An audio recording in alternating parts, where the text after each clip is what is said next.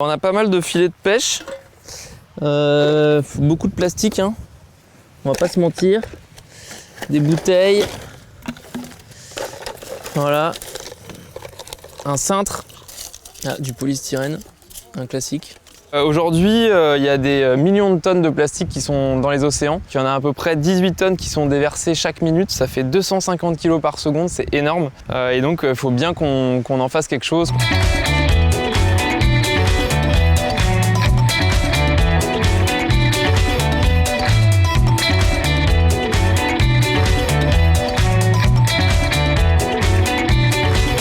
Alors là, on est dans des chambres d'hôtes qui hébergent en fait notre atelier.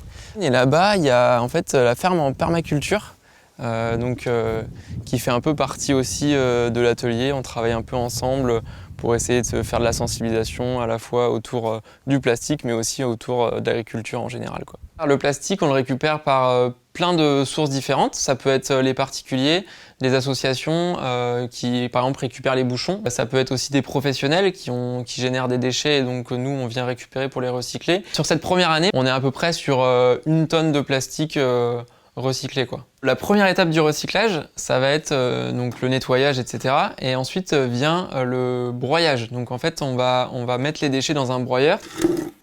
Hop, et du coup, on obtient ces petits copeaux qui vont nous permettre directement de les recycler après. On va les réutiliser pour les machines de mise en forme. On a 3 machines de mise en forme. La première, ça va être la machine d'injection. Le plastique fond dans un tube et ensuite, par un système de levier, on vient le faire rentrer dans un moule. La seconde machine, ça va être l'extrudeur. Et la dernière machine, ça va être un système de four couplé avec un système de compression.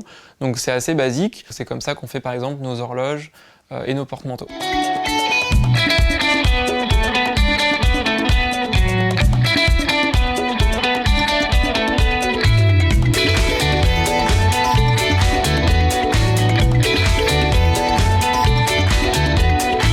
On a décidé de se tourner vers le financement participatif parce que pour nous, ça permet effectivement de financer, en l'occurrence, des nouvelles machines, des nouveaux outils qui sont nécessaires au développement de Rehab.